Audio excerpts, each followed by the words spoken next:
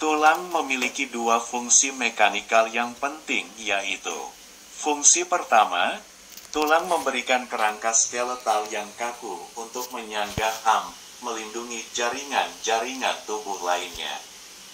Fungsi kedua, tulang membentuk suatu sistem lever yang kaku dapat digerakkan dengan gaya dari otot yang melekat pada tulang tersebut. Kandungan bahan atau unsur tulang. Bangunan, unsur utama tulang adalah kalsium karbonate, kalsium fosfat, kolagen, dan air. Secara umum, kalsium karbonate dan kalsium fosfat membentuk sekitar 60-70% dari berat kering tulang. Unsur tersebut memberikan kekakuan dan kekuatan kompresi tulang. Kolagen merupakan protein yang dapat memberikan fleksibilitas pada tulang dan kekuatan regangan atau tensile pada tulang. Kandungan air pada tulang membentuk sekitar 25-30% dari berat total tulang, kontributor penting terhadap kekuatan tulang.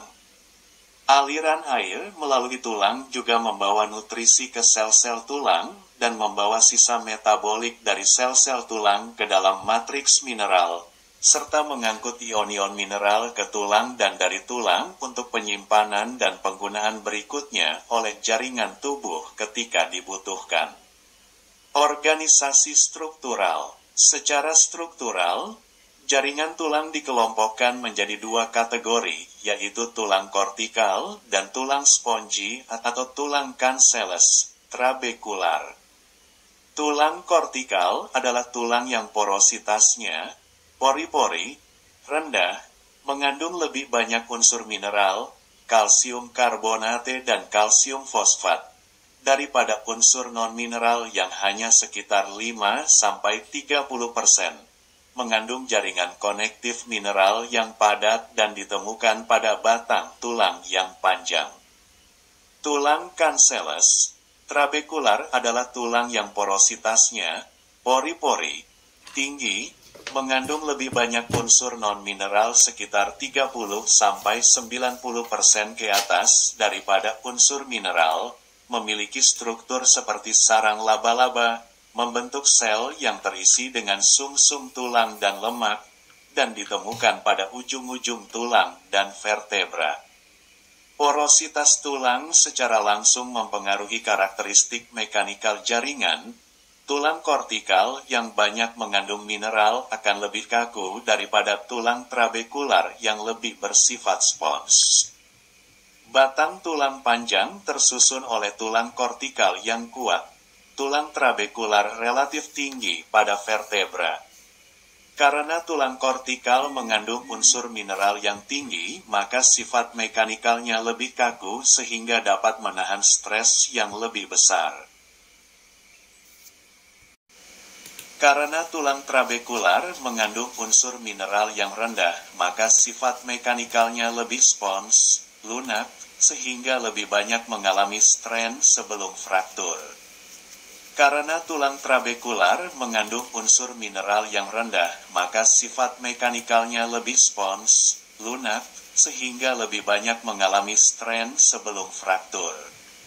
Strain adalah besarnya deformasi dibagi dengan panjang awal struktur. Tulang trabekular yang relatif tinggi terdapat pada vertebra, memberikan kontribusi terhadap kemampuan shock absorber. Contoh tulang kortikal dan tulang trabekular. Tipe tulang. Tulang pada tubuh manusia berjumlah sekitar 206 tulang. Sistem skeletal terdiri dari axial skeleton dan apendikular, perifer skeleton. Axial skeleton adalah tulang-tulang yang membentuk aksis tubuh, yaitu tengkorak, vertebra, sternum, dan kosta. Apendikular skeleton adalah tulang-tulang yang membentuk tambahan, pelengkap tubuh, yaitu tulang-tulang pada ekstremitas superior dan inferior. Menurut bentuk dan fungsinya, tulang terdiri atas tulang pendek, tulang panjang, tulang datar, dan tulang irregular atau tidak beraturan. Contoh tulang pendek adalah ossa carpalia dan ossa tarsalia. Tulang datar berperan melindungi organ-organ dalam dan jaringan lunak yang terletak di dalamnya, serta memberikan area yang luas untuk perlekatan otot dan ligamen. Contoh scapula, sternum, costa, patella, dan beberapa tulang tengkorak. Tulang irregular dapat berfungsi khusus pada tubuh manusia, seperti vertebra yang memiliki arkus untuk melindungi spinal cord dan memiliki prosesus untuk perlekatan otot dan ligamen. Tulang panjang membentuk kerangka dari appendicular skeleton. Ujung tulangnya terdapat kartilago sendi yang self-lubrikasi untuk melindungi ujung tulang dari pengausan. Tulang panjang juga memiliki rongga yang dikenal degen cavitas atau kanal medularis. Pertumbuhan dan perkembangan tulang. Tulang mulai tumbuh pada awal perkembangan janin, dan secara kontinu terjadi perubahan komposisi dan struktur selama masa kehidupan.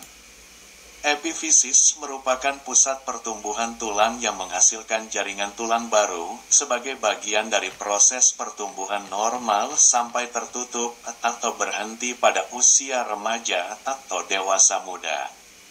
Secara kontinu, setiap epifisis menghasilkan sel-sel tulang baru.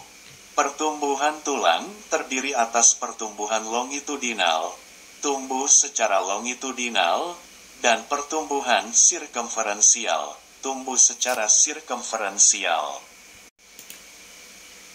Pertumbuhan longitudinal. Pertumbuhan longitudinal tulang terjadi pada epifisis, dataran epifisil.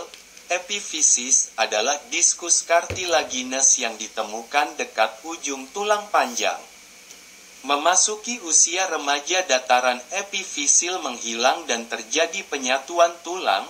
Akhir dari pertumbuhan longitudinal, sebagian besar merapat pada usia sekitar 18 tahun, meskipun beberapa epifisis masih ada sampai usia sekitar 25 tahun. Pertumbuhan sirkumferensial. Pertumbuhan sirkumferensial terjadi pada diameter tulang. Lapisan bagian dalam dari periostem membentuk jaringan tulang baru yang konsentrik ke arah pusat. Pada puncak salah satu tulang, periostem adalah membran berlapis ganda yang menutupi tulang. Lapisan paling luar tempat melekatnya tendon otot, dan lapisan dalam adalah tempat aktivitas osteoblas. Osteoblas dan osteoklas bekerja secara simultan untuk menghasilkan perubahan ukuran dan bentuk tulang. Perkembangan tulang dewasa. Pada masa anak-anak sampai usia remaja, secara normal mineral tulang akan meningkat secara progresif sampai mencapai puncaknya pada usia 25 sampai 28 tahun, wanita, dan usia sekitar 30 sampai 35 tahun, laki-laki. Menurut beberapa ahli, puncak kepadatan tulang bervariasi. Menurut beberapa peneliti, kemunduran kepadatan tulang dan kekuatan tulang yang progresif, laki-laki dan wanita, mulai terjadi pada awal usia 20-an. Penurunan kepadatan tulang akan disertai dengan meningkatnya porositas tulang. Wanita cenderung memiliki tulang yang lebih kecil dan area tulang kortikal yang lebih kecil daripada laki-laki. Perubahan kekuatan tulang juga terjadi pada laki-laki, tetapi laki-laki mengalami perubahan yang tidak terlalu signifikan dibandingkan wanita. Sifat tulang terhadap bentuk pembebanan yang beragam. Stres adalah beban per unit area yang berkembang pada permukaan tulang sebagai respon terhadap beban eksternal yang terjadi, dinyatakan dalam gaya unit area, yaitu N per sentimeter persegi atau N per meter persegi.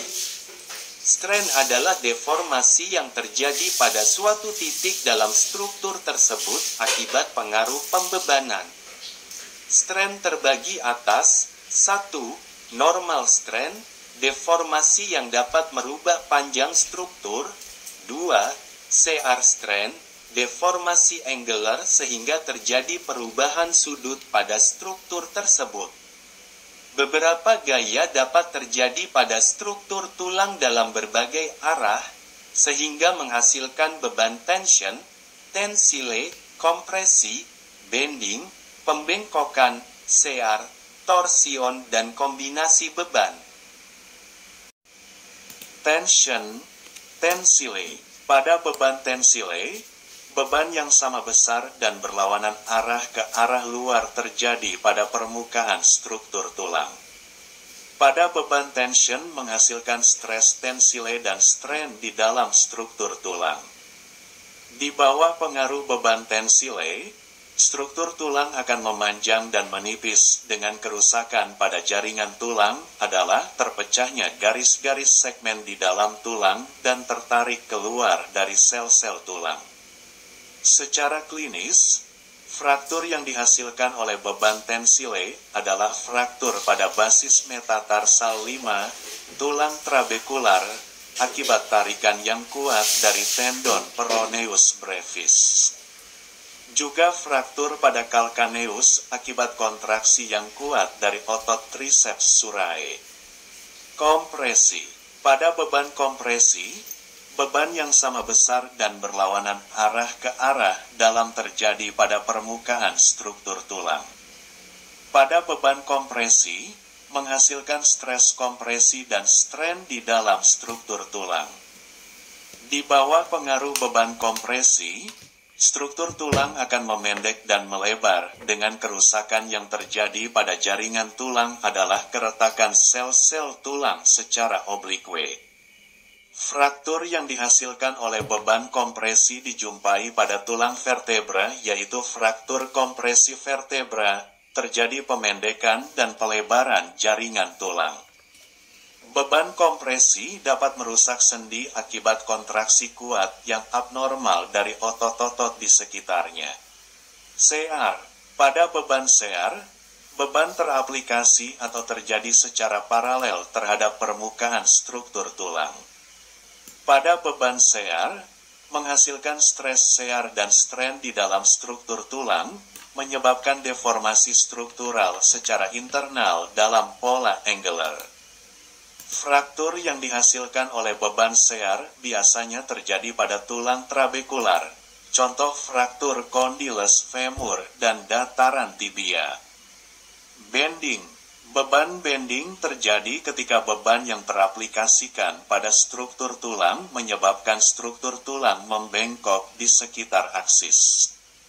Struktur tulang yang membengkok disebabkan oleh kombinasi beban tension, tensile, dan kompresi. Ada dua tipe beban bending, yaitu 1. Bending yang dihasilkan oleh 3 gaya, 3-point bending. 2. Bending yang dihasilkan oleh 4 gaya, 4-point bending. 3-point bending terjadi ketika 3 gaya bekerja pada struktur tulang, sehingga menghasilkan 2 momen gaya yang sama. Jenis fraktur 3-point bending terjadi pada boot top fraktur selama bermain ski. 4-point bending terjadi ketika 2 gaya kopel bekerja pada struktur tulang, sehingga menghasilkan 2 momen gaya yang sama. Karena besarnya momen bending sama pada seluruh area tulang, maka struktur tulang akan retak pada titik yang paling lemah. Contoh fraktur femur akibat accidental. Torsion. Beban torsion terjadi ketika beban yang teraplikasikan pada struktur tulang menyebabkan struktur tulang terputar di sekitar aksis. Ketika struktur tulang mengalami beban torsion, maka stres shear akan didistribusikan ke seluruh struktur tulang. Di bawah pengaruh beban torsion, stres shear yang maksimal bekerja pada bidang paralel arm, tegak lurus dengan aksis netral struktur tulang. Pola fraktur yang dihasilkan oleh beban torsion adalah formasi keretakan tulang yang paralel terhadap aksis netral tulang. Kombinasi beban. Pada aktivitas kegiatan sehari-hari tulang jarang terbebani oleh hanya satu bentuk beban. Pembebanan pada tulang adalah kompleks karena struktur geometrik tulang yang tidak beraturan dan secara konstan tulang mengalami beragam beban yang tidak menentu. Kombinasi beban yang terjadi pada tulang dapat dijumpai pada aktivitas berjalan dan jogging. Pada aktivitas berjalan, stres kompresi terjadi selama heel strike dan push off. Stres tensile terjadi selama stand space. Stres sear yang relatif tinggi terjadi pada bagian akhir siklus berjalan. Beban torsion terlihat pada saat terjadi eksternal rotasi tibia selama stand space dan push off. Pada aktivitas jogging, stres kompresi terutama terjadi pada toe strike, diikuti oleh stres tensile yang tinggi selama push off. Stres sear relatif kecil pada seluruh langkah jogging, sedangkan beban torsion terjadi saat eksternal, internal rotasi tibia dalam pergantian langkah jogging.